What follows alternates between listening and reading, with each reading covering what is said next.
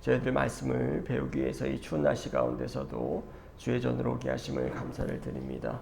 성령님께서 저희의 마음을 어루만져 주시고 또 우리의 또 머리를 열게 하여 주셔서 하나님의 말씀을 더 깊이 이해하고 깨닫는 귀한 시간 될 수 있도록 인도하여 주시옵소서. 우리가 배운 말씀들이 단지 우리의 지식에서 머리에서 머무는 말씀이 아니라 우리의 삶을 움직이고 우리의 손발을 움직이고 주님의 참된 제자로서의 삶을 살아가는 귀한 자양분이 되는 그런 말씀이 될 수 있도록 인도하여 주시옵소서. 이 모든 말씀 예수 그리스도의 이름으로 기도합니다. 아멘. 저기 뭐죠? 성경 하나만 주시겠어요? 네. 아니 그거 말고 우리 나눠드리는 거. 예. 죄송합니다. 예. 오늘은 이 8장과 9장 두 장을 함께 보려고 합니다. 근데 전체는 아니고요. 너무 양이 한 장 안에 들어가지를 않아가지고 제가 조금 오늘 말씀에서 조금 생략해도 되는 부분은 제하고 필요한 부분만 이렇게 올렸습니다. 우리 8장, 9장 좀 길지만 우리 한번 교독해서 읽도록 하겠습니다. 예수께서 산에서 내려오시니 많은 무리가 그를 따라왔다.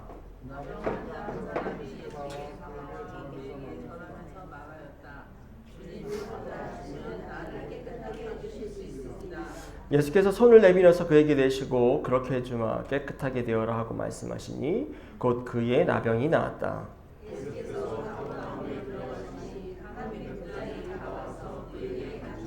말하였다. 주님, 내 종이 중풍으로 집에 누워서 몹시 괴로워하고 있습니다. 백부장이 대답하였다. 주님, 나는 주님을 내 집으로 모셔드릴 만한 자격이 없습니다. 그저 한마디 말씀만 해주십시오. 그러면 내 종이 나을 것입니다.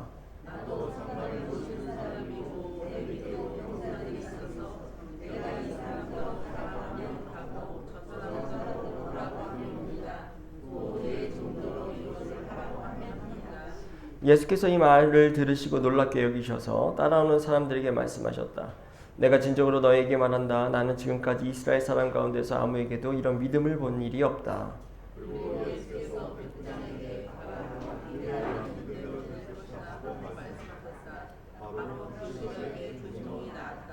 예수께서 베드로의 집에 들어가셔서 그의 장모가 열병으로 앓아 누운 것을 보셨다.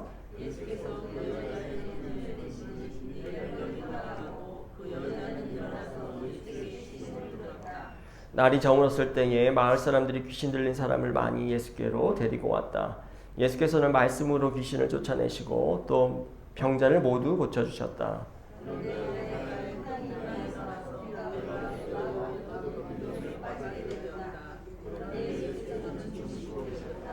제자들이 다가와서 예수를 깨우고서 말하였다. 주님 살려주십시오. 우리가 죽게 되었습니다.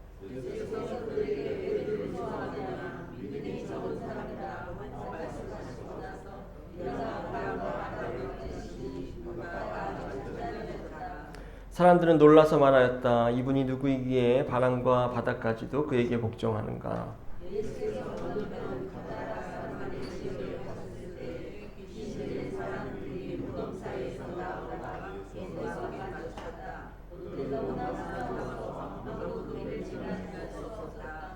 그런데 그들이 외쳐 말하였다. 하나님의 아들이여 당신이 우리와 무슨 상관이 있습니까?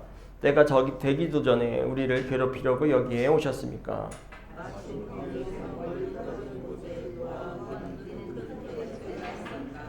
귀신들이 예수께 간청하였다. 우리를 쫓아내시려거든 우리를 저 돼지 속으로 들여보내 주십시오.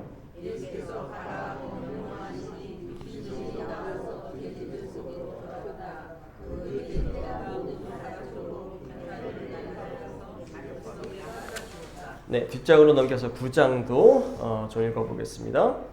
예수께서 배에 오르셔서 바다를 건너 자기 마을에 들어오셨다.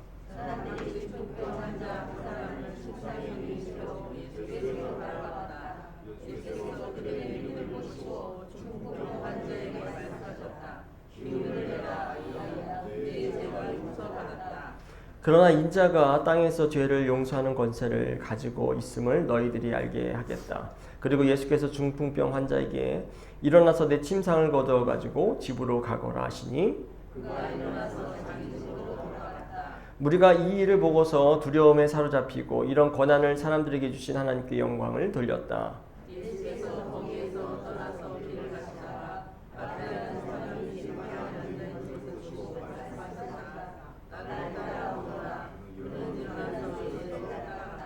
예수께서 집에서 음식을 드시는데 많은 세리와 죄인이 와서 예수와 그 제자들과 자리를 같이 하였다.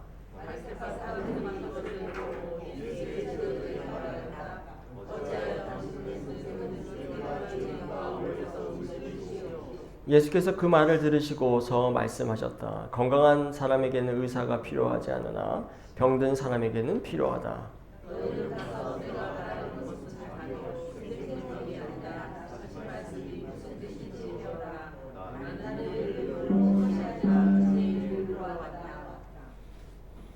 예수께서 이 말씀을 하실 때에 지도자 한 사람이 와서 예수께 무릎을 꿇고 말하였다. 내 딸이 방금 죽었습니다. 그러나 오셔서 그 아이에게 손을 얹어 주십시오. 그러면 살아날 것입니다.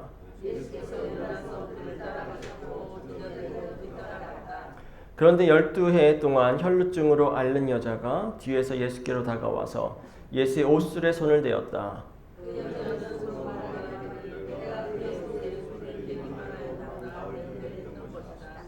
예수께서 돌아서서 그 여자를 보시고 말씀하셨다. 기운을 내어라 딸아. 내 믿음이 너를 구원하였다. 바로 그때에 그 여자가 나았다.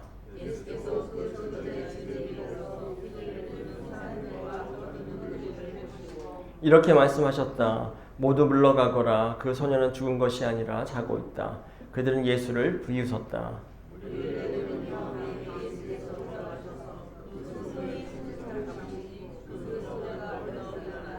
이 소문이 온 땅에 퍼졌다.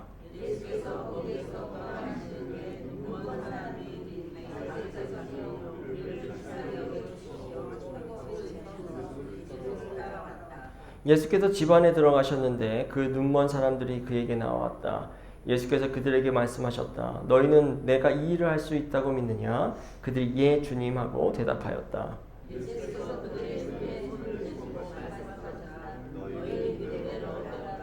그러자 그들의 눈이 열렸다. 예수께서 그들을 엄중히 다짐하셨다. 이 일을 아무에게도 알리지 말아라.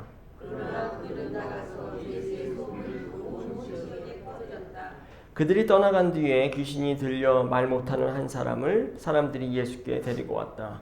같이 읽겠습니다. 귀신 쫓아나니 말 못하는 그 사람이 말을 하게 되었다. 무리가 놀라서 말하였다.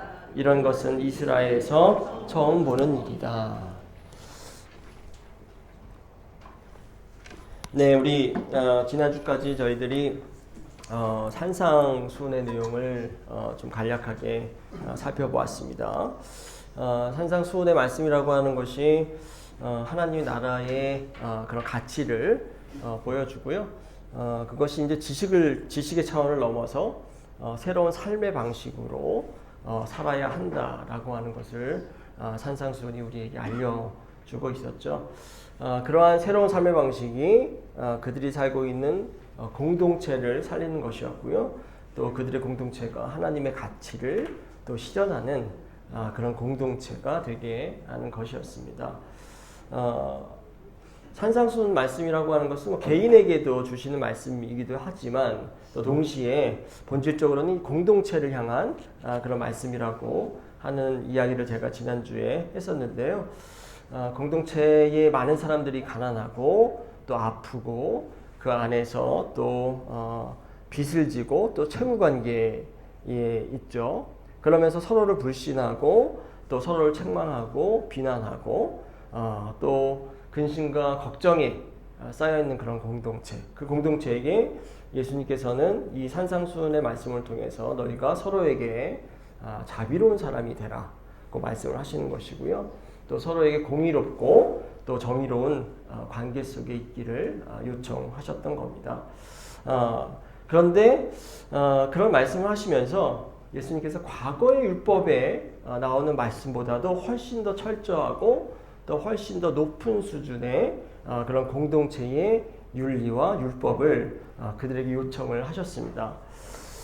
그래서 어떤 학자들은 그 말씀을 듣고 있는 청중들에게 요구한 것이 그냥 단순한 평범한 수준의 그러한 요청과 요구가 아니라 그 당시에 고귀하고 높은 어떤 철학자들이나 통치자들이 지킬 수 있는 그런 최고 수준의 윤리를 이 공동체에게 요구했다라고 이야기하기도 합니다. 이 말은 예수님께서 당시에 가난하고 또 고통받고 또 신분이 낮은 사람들을 단순히 낮고 천하고 비천한 사람들로 여긴 것이 아니고요. 그들을 마치 통치자와 같이 또 고귀한 철학자들과 같이 아주 고귀하고 존귀한 그런 존재로 보았다라고 하는 것을 의미하기도 한다. 그렇게 이야기를 합니다. 졸라게 살고 있는 이 가난하고 비천한 사람들을 향해서 너희들이 저주받은 인생을 살아야 하는 그런 하층민이 아니라 누구보다 고귀한 사람들이고 또 고귀한 사람들로서 그러한 고귀함에 마땅한 그러한 높은 삶의 윤리, 신앙의 윤리를 실천하며 살라고 요청을 했다라고 하는 거죠. 하나님의 형상대로 창조된 하나님의 자녀로서 너희들이 누구보다 존귀한 사람들이고 또 고귀한 사람들이니까 거기에 합당한 삶과 신앙을 가지라라고 하는 말씀입니다. 서로를 사랑하고 또 서로를 돌보고 또 서로 연대해서 하나님의 나라, 정의롭고 자비가 넘치는 죽음이 아니라 생명을 살리는 그런 나라를 만들어 가자라고 하는 것이 산상수훈 내용의 핵심적인 말씀입니다. 이제부터는 8장과 9장을 한번 보도록 할 텐데요. 이제 8장부터는 예수님께서 행동으로, 그냥 말씀이 아니라 이제는 행동으로 하나님 나라가 어떤 곳인지를 보여주십니다. 그리고 하나님 나라의 본질이 어떤가라고 하는 것을 이 8장, 9장을 통해서 보여주시고 있습니다. 우리가 8장과 9장에는 여러 이야기가 담겨 있는데요. 그러나 눈에 띄는 공통점이 있습니다. 여러분들 눈치채셨겠지만은 상당히 많은 기적 이야기가 이 8장과 9장에 등장하고 있습니다. 제가 이렇게 8장을 보시면은 중간에 선이 있잖아요. 그 내용들을 제가 분리를 좀 한 건데요. 8장에서는 앞에 보면은 나병 환자를 고치시는 그런 치유 기적이 나옵니다. 이걸 시작으로 해서 백부장의 종을 고치는 그런 이야기가 있고요. 또 밑으로 내려가면은 또 베드로의 장모님을 고치는 이야기가 또 나오고요.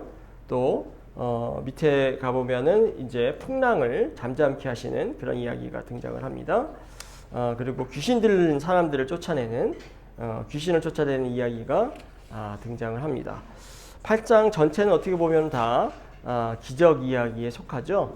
그리고 9장으로 넘어가 보면은 9장에서는 또 중풍병자를 고치시는 이야기가 앞에 등장하고 있고요. 지도자의 딸, 우리가 다른 복음서에서는 이 회당장이라고 하는데 회당장의 딸을 고치시는 이야기, 그리고 혈루증으로 고통받는 여인을 고치시는 이야기가 또 등장합니다. 그리고 눈먼 사람을 고치시는 이야기가 등장하고요. 또 말 못하는 사람을 고치시는 이야기도 등장을 합니다. 자, 이렇게 제가 간단하게 말씀드렸지만은 이 8장과 9장이 더 온통 기적 이야기, 특별히 치유 이야기로 가득 차 있다라고 하는 것을 우리가 알 수 있습니다. 기적 이야기가 이렇게 많이 8장과 9장에 이렇게 빈번하게 등장하는 이유가 무엇일까요? 특별히 치유 기적이 그렇게 많이 등장합니다. 이 기적 자체가 이 이야기들의 목적일까요? 마태복음도 마찬가지고 요한복음에도 좀 표현을 달리 하는데요. 그것은 이 기적을 표징 혹은 표적이라고 이야기하기도 합니다. 영어로 하면 사인입니다. 사인. 우리가 운전을 할 때 어떤 길을 가다가 이제 표지판을 보잖아요. 사인을 봅니다. 거기에 이제 일산이라고 써 있단 말이죠.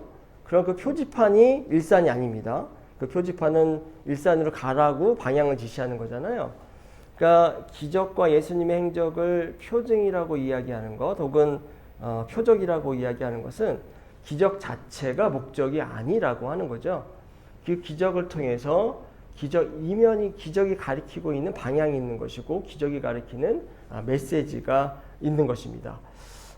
기적은 단지 그 메시지를 전달하기 위한 도구인 거고 수단인 것이죠. 쉽고 단순하게 생각할 수 있는 것은요. 기적이라고 하는 게 예수가 누구인가를 보여주는 그런 수단으로 사용됩니다. 예수는 어떤 분이시에요? 놀라운 기적을 행하시는 분이시고요. 그렇기 때문에 따라서 하나님의 사랑하는 아들 그리고 그리스도 혹은 주님으로서의 정체성을 이 기적을 통해서 드러내고 있는 거죠. 기적은 그렇게 예수님이 누구인가를 보여주는데 중요한 역할을 합니다.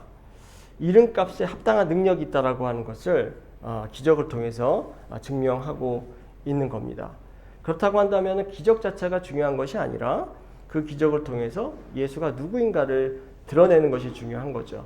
기적을 행했다라고 하는 것이 그 내용의 본질이 아니라 그 기적을 통해서 예수 그리스도의 힘과 능력과 권세가 있으신 분이라고 하는 것을 보여주는 것이 어떻게 보면 기적 이야기의 중요한 본질 가운데 하나입니다.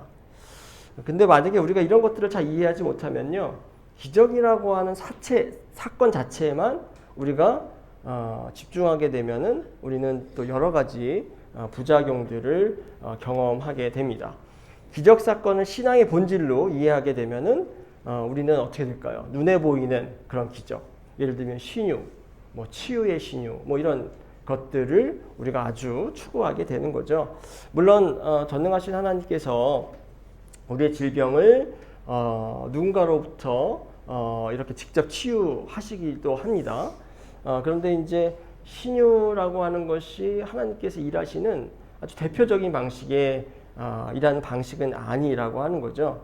하나님께서는 직접적이고 물리적인 그러한 이 기적을 통해서도 일하시기도 하지만 다른 분으로 역사하시고 일하시는 분입니다. 제가 언제 한번 말씀드린 적도 있는 것 같은데 제가 학교에서 얘기했는지 여기서 얘기했는지 좀 헷갈리는데요. 제가 미국에 있을 때 부흥 집회를 한번 간 적이 있었습니다. 얘기했던 것 같아요. 그때 그때도 감리교회였는데 그 선배 목사님께서 한번 부흥 집회를 하니까 와서 참석을 해라. 그래서 초대를 해서 제가 갔었습니다. 아주 유명한 강사님은 아니셨던 것 같아요. 저 지금도 이름이 생각이 안 나는 걸 보니까. 근데 어쨌든 그분이 이제 치유의 은사가 있는 분이었습니다. 그래서 이제 집회가 끝날 무렵에 이제 아픈 사람들을 다 나오라고 해서 이제 안수를 해주시고 또 이 아픈 사람들을 위해서 기도해 주시고 또 그분들의 병이 이렇게 조금 고쳐주는 어떤 그러한 아주 어떻게 보면은 아주 은혜로운 그런 시간이었는데요. 제가 중간에 나왔습니다. 네. 왜냐면은 이게 병이 치유되는 아주 은혜로운 순간임에도 불구하고 이게 저는 그게 좀 참기가 어려웠는데 그 이유는 뭐냐면은 그 부흥 강사, 그 부흥 목사님이 너무 좀 교만하셨어요. 그러니까 뭐랄까요? 내가 이 불쌍하고 연약하고 이 아픈 하나님의 자녀들을 고쳐준다라고 하는 그런 연민의 마음으로 치유하는 게 아니라 내가 이러한 능력이 있어. 내가 이렇게 고칠 수 있는 어떤 역량이 있어. 이렇게 지금 어떻게 보면 뻐기면서 자랑하면서 이렇게 치유를 하시니까 그 모습이 정말 이렇게 견디기가 좀 쉽지 않았습니다. 그러니까 치유 자체를 지나치게 여기게 되면요, 그 치유를 할 수 있는 그 사람이 마치 자기가 예수님과 같은 그런 존재라고 생각을 하는 것 같아요. 예수님이 행했던 그 치유를 내가 행했기 때문에 나도 예수님처럼 대단한 그리고 아주 위대한 인물이다, 이렇게 생각을 하는 것 같습니다. 내가 예수님처럼 하나님의 능력을 가지고 있는 위대한 선지자다, 이렇게 생각을 했던 것 같습니다. 이 모든 것이 그 기적이라고 하는 그 자체에 주목을 했기 때문인 거죠. 근데 눈에 보이는 기적은 사람을 홀리기도 하고 또 호도하기도 합니다. 그런 말씀이 마태복음에도 등장을 해요. 제가 여기 나눠드린 거에 없지만은 24장 24절에 이런 말씀이 있습니다. 제가 한번 읽어드리겠어요.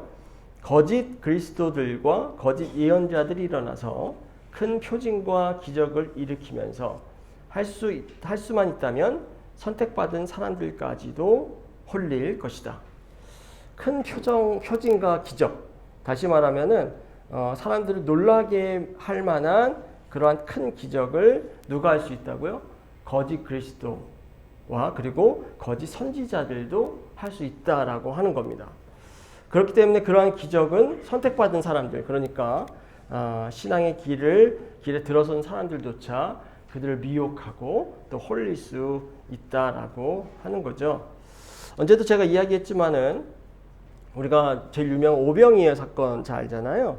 그 오병이어 사건을 행한 이유가 있습니다. 예수님께서 내가 이 많은 사람들에게 이 작은 식량을 가지고 음식을 증가시켜서 사람들을 먹이면 사람들이 나를 칭송하고 칭찬하고 나를 영광스럽게 할 거다 라고 하는 이런 마음을 가지고 이적을 행한 게 아닙니다. 예수님께서는 그 자리에 있는 사람들이 배고픔에 시달리고 있는 사람들이 불쌍하고 그들에 대한 연민의 마음을 가지고 그들을 치유하신 거죠.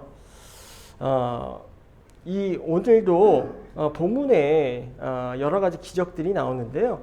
그 기적들을 하나하나 살펴보기에는 또 시간이 없어서 제가 큰 틀에서 몇 가지만 한번 살펴보도록 하겠습니다.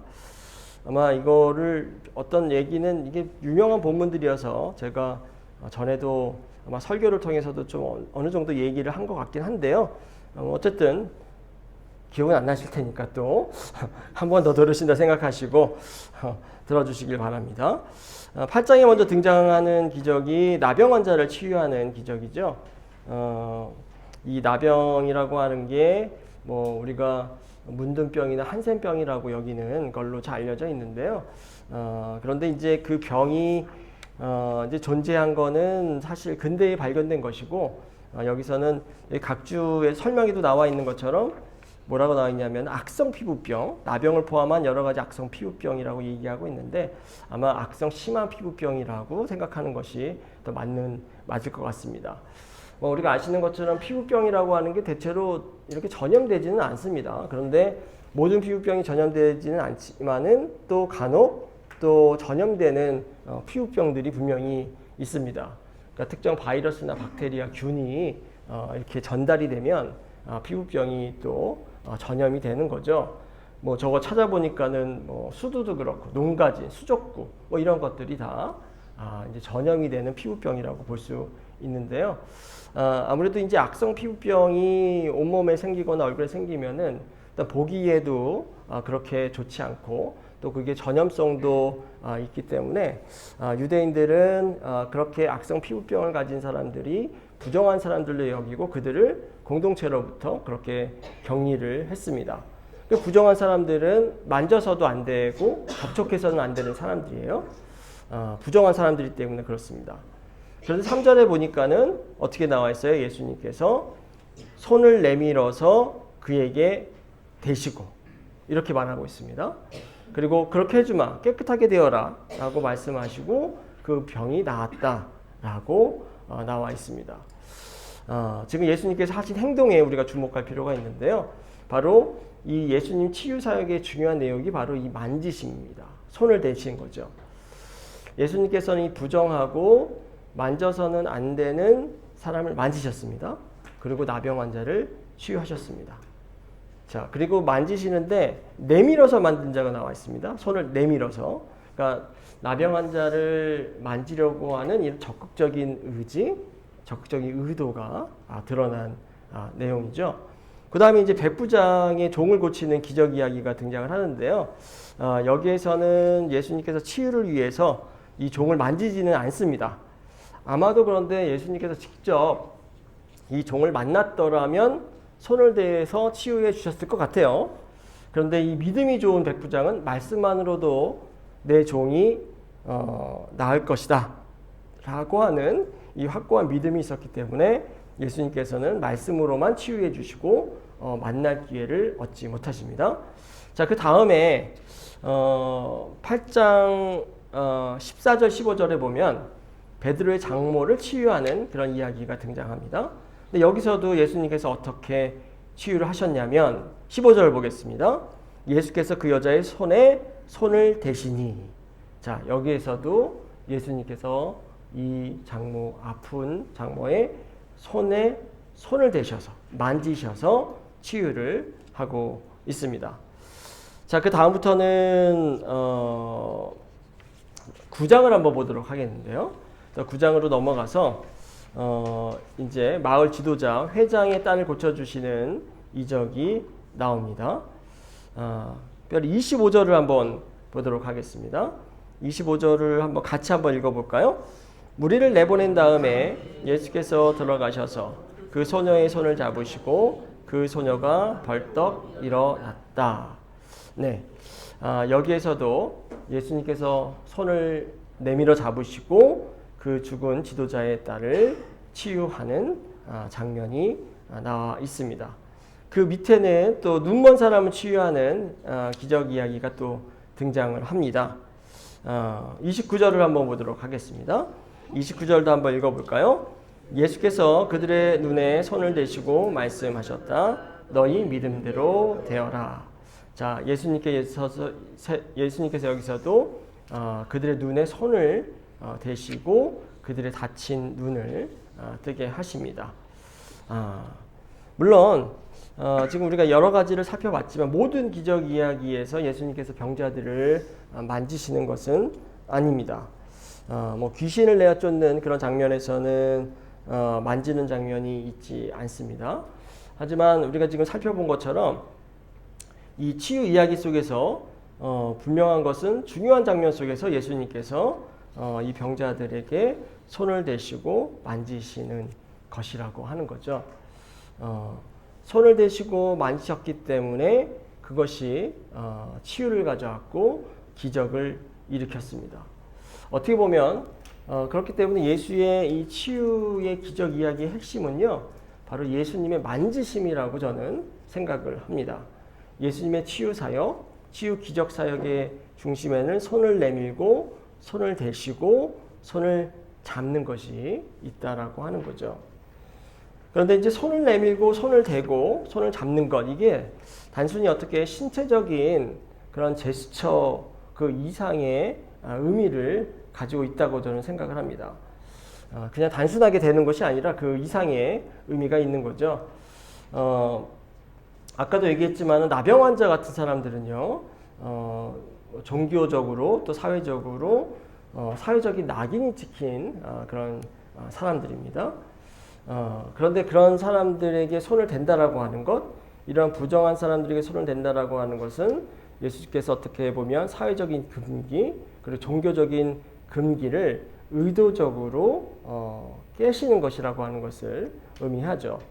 그뿐만 아니라 그들을 이 버려진 채로 남겨두는 것이 아니라 그들을 버려두지 않고 포용하시고 또 품어주시는 그런 의미로도 우리는 해석할 수 있습니다.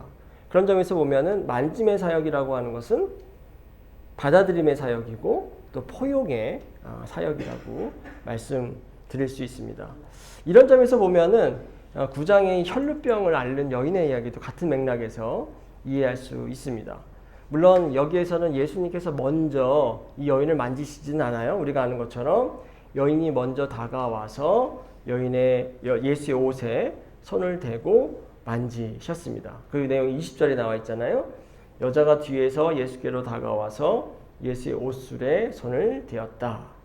자, 그런데 이 부정한 질병이라고 여겼던 혈루병, 부정한 질병으로 여겼던 혈루병을 앓는 여자가 예수를 접촉한 순간, 그 당시 유대인 율법으로는 접촉한 모든 사람은 의도하지 않든 의도했든지 간에 접촉한 순간 다 부정한 사람이 되어 버립니다.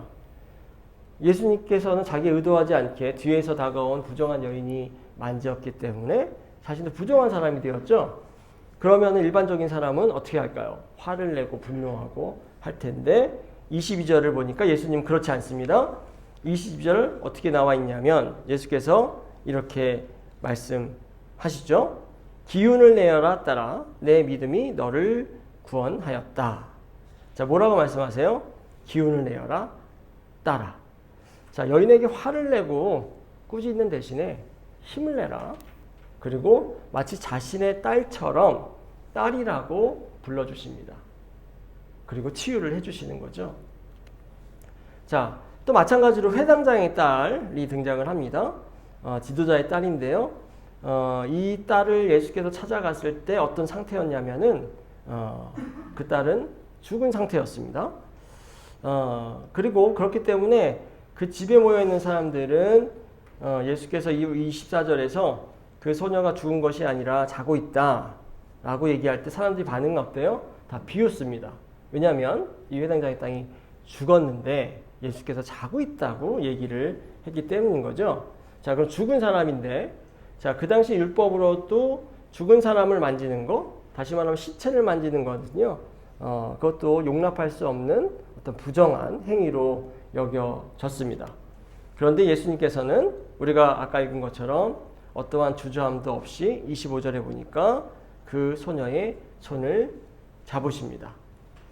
자, 다 비슷하죠. 예수님께서 그 당시 사회가, 그 당시의 종교가 부정하다고 여긴 사람들, 쓸모없다고 여긴 사람들, 그런 사람들에게 예수님께서 손을 내밀고 계신 겁니다.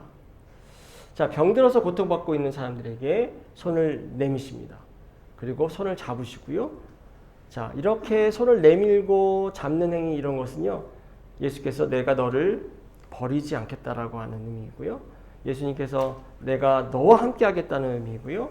내가 너를 위로하고 내가 너를 돌보겠다라고 하는 그런 선언적인 행위를 담고 있다고 우리는 생각할 수 있습니다. 자, 이제 이 예수님의 이 만짐의 치유사역, 만지심의 치유사역이 우리의 이야기가 될 수는 없을까 한번 생각해 볼 필요가 있습니다. 예수님께서 2000년 전에 이 팔레스타인 땅에서 또 병들고 아프고 또 힘들고 부정하게 여겨지고 또 죄인으로 여겨지는 이 사람들을 만지셨습니다. 그래서 그 만지심을 통해서 그들을 치유하셨고 그들과 함께 하셨고 그들을 포용해 주셨고 그들에게 생명을 되찾아 주셨고 그들을 구원해 주셨습니다. 그리고 바로 그 예수님께서 여전히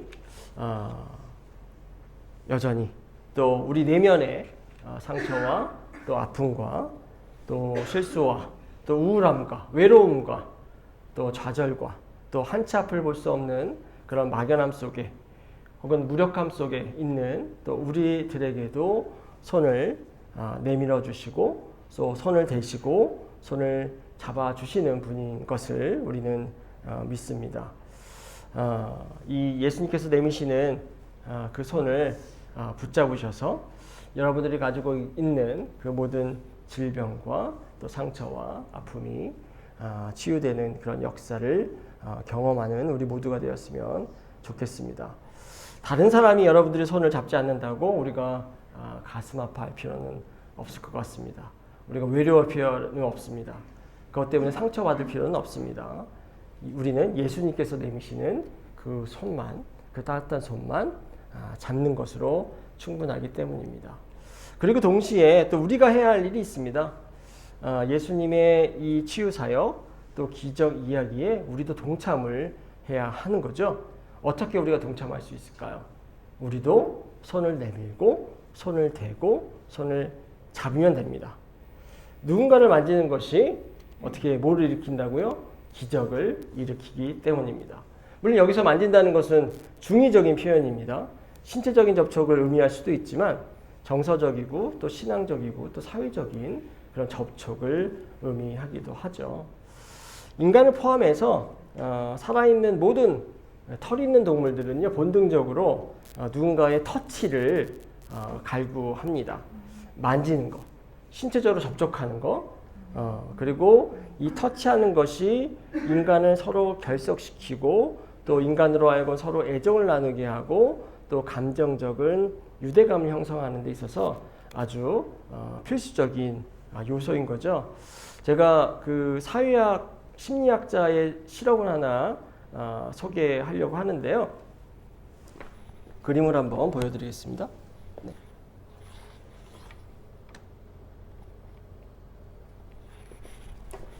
옛날 실험이어가지고 이게 60년대에 만들어진 실험인데요.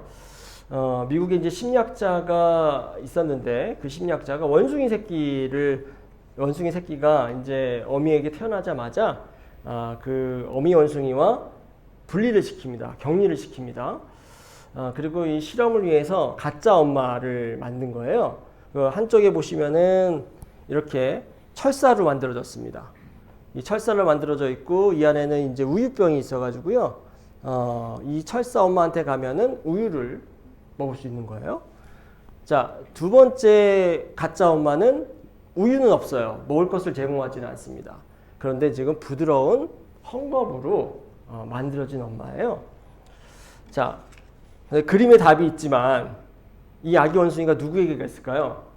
바로 부드러운 털이 있는 헝겊으로 감싸진 이 엄마에게 갔습니다.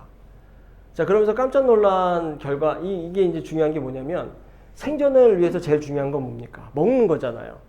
특별히 아기 원숭이가 살아남으려면 먹어야 됩니다. 우유를 먹어야 살잖아요. 그런데 그 생존의 본능보다 중요한 것이 뭐였냐? 바로 교감하고 터치하는 거라고 하는 것이 이 실험을 통해서 이제 알게 된 결과인 거죠.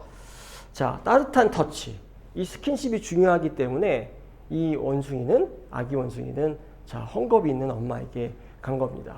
그리고 그러면 굶어 죽지 않았을까요? 라고 생각했을 때 배고플 때는 요 철사 엄마한테 가서 밥만 먹고 다시 원래 자리로 돌아갔다라고 그렇게 얘기를 합니다. 요거를 이제 애착 실험, 해리 할로우의 애착 실험이라고 하는데요. 자, 이 실험을 통해서 알게 된 것은 인간이 어릴 때부터 본능적으로 어릴 때는 부모겠죠.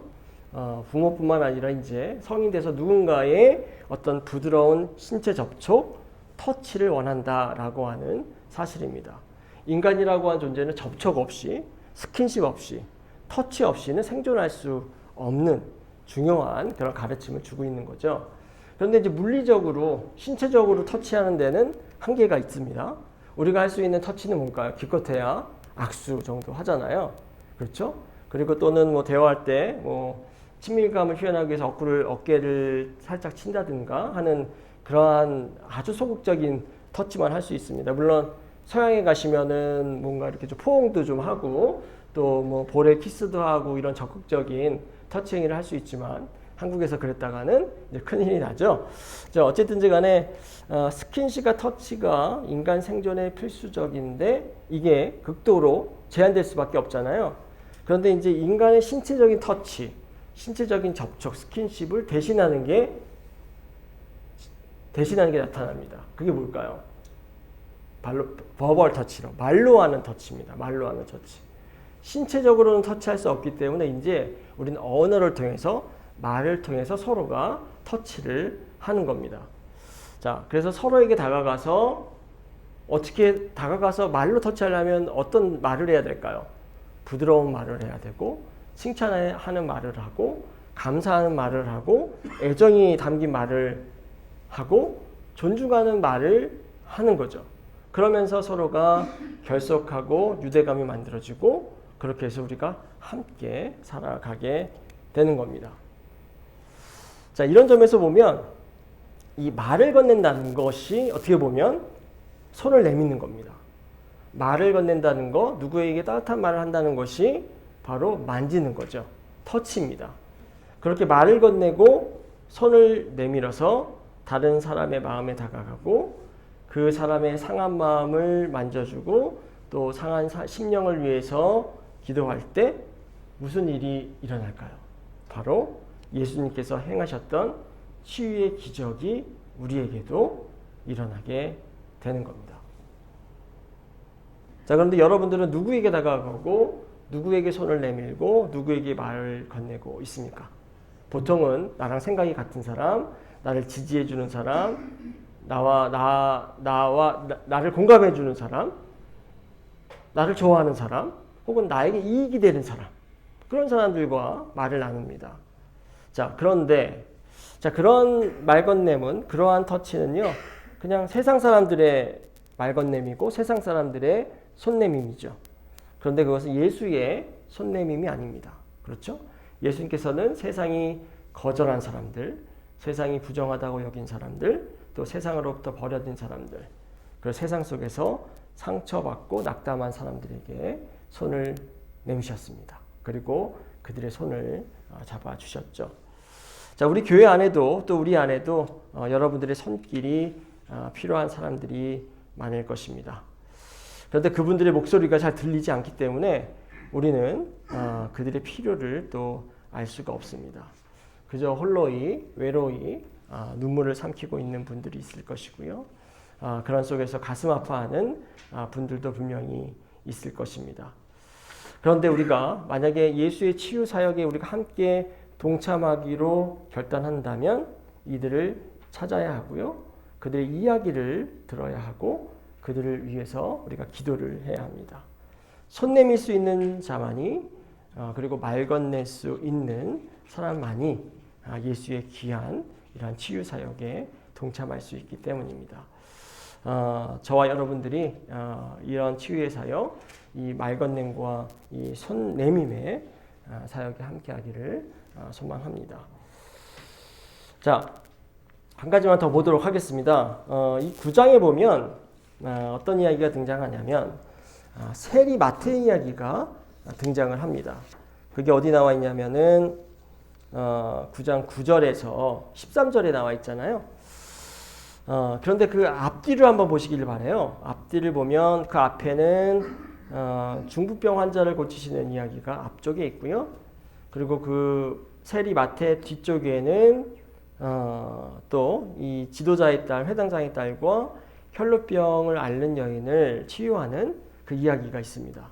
지금 앞뒤로 기적 이야기가 있는데 중간에 약간 뜬금없이 세리 마태의 이야기가 등장하고 있습니다. 자, 저는 이것을 보면서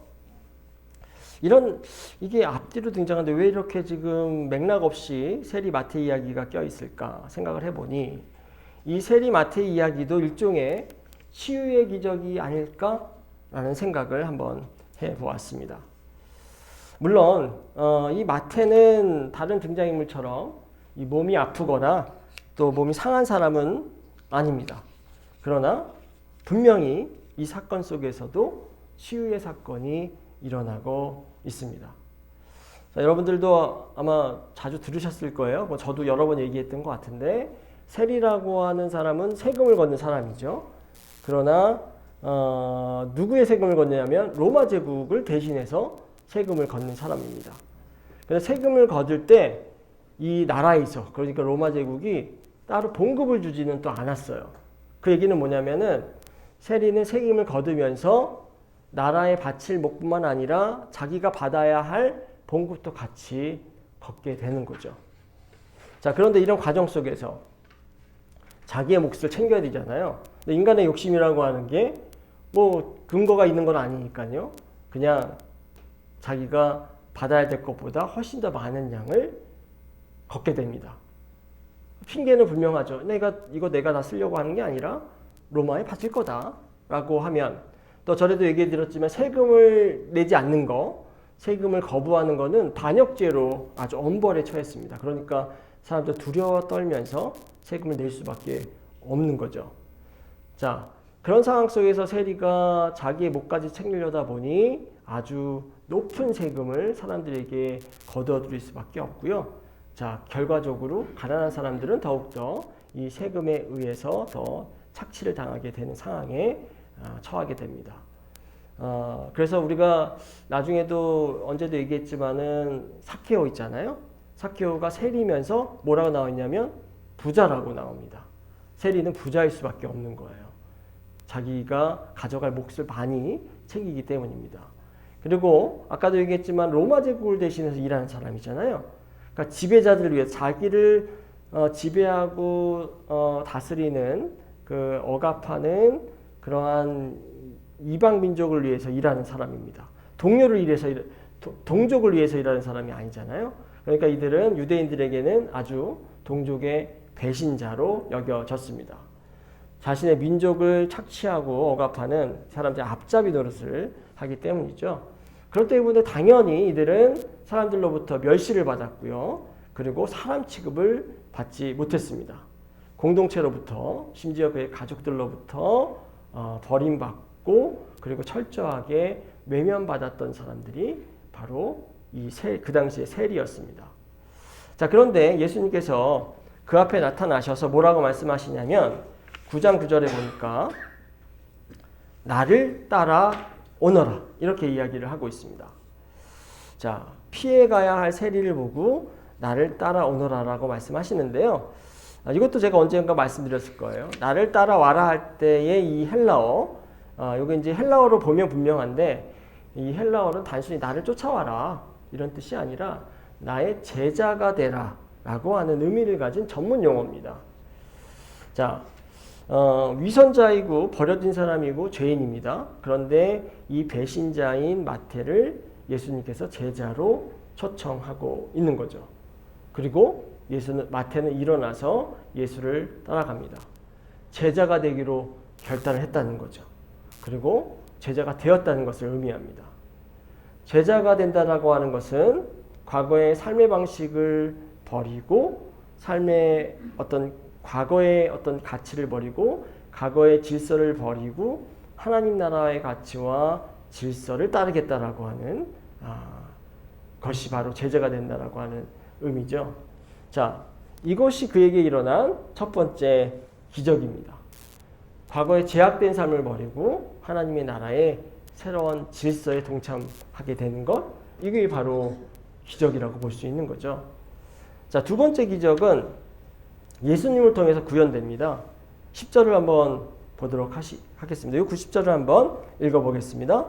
예수께서 집에서 음식을 드시는데 많은 세리와 죄인이 와서 예수와 그 제자들과 자리를 같이 하였다.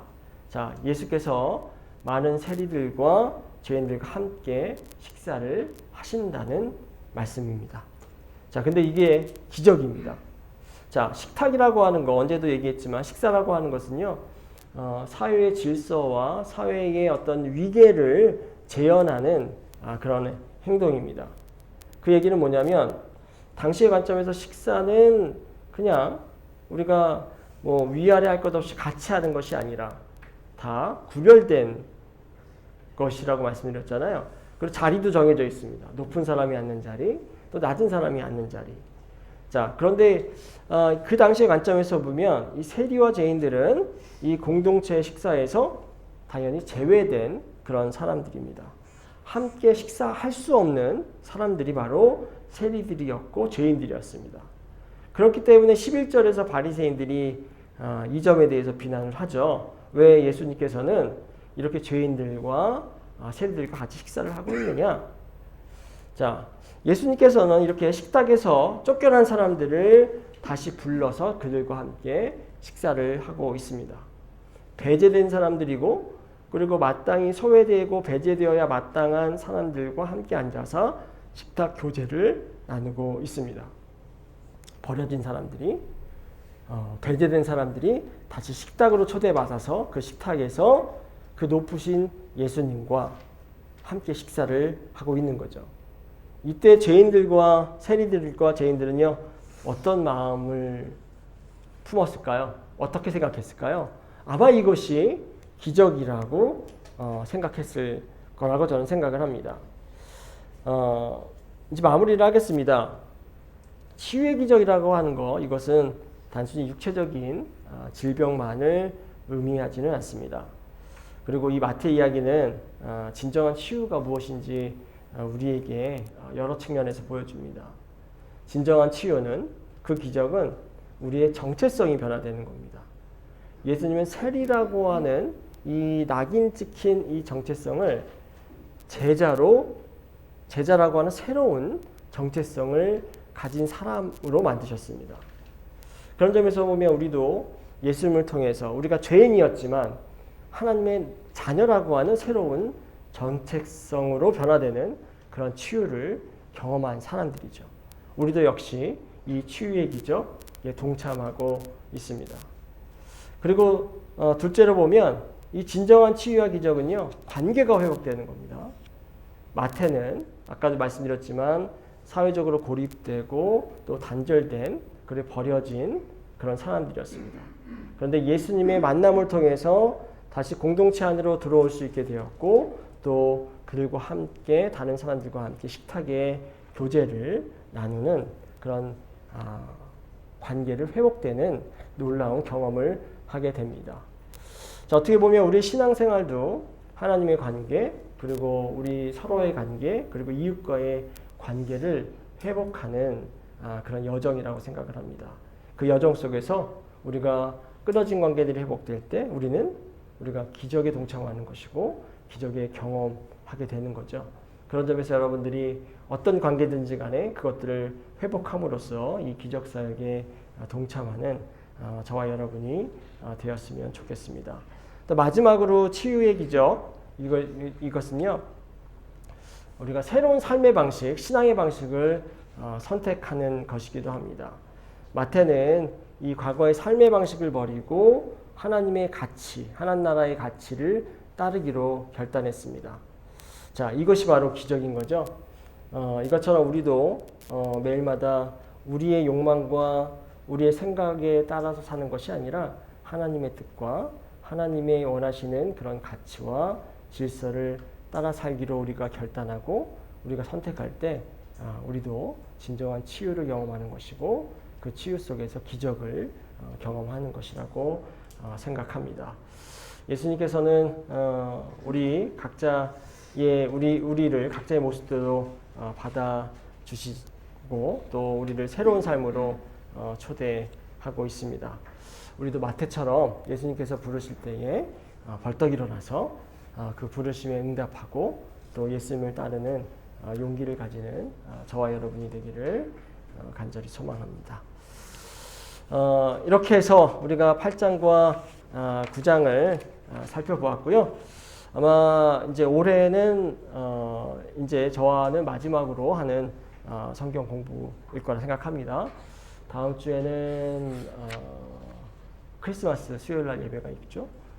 그리고 화요일 날 그 다음 주에는 이제 1월 1일이 되죠. 1월 마지막 날이 이제 화요일 밤에 우리가 성모영신 예배를 드리고요. 이제 다다음 수요일은 1월 1일일 겁니다. 1월 1일부터는 또 우리 목사님께서 수요 예배를 인도해 주실 겁니다.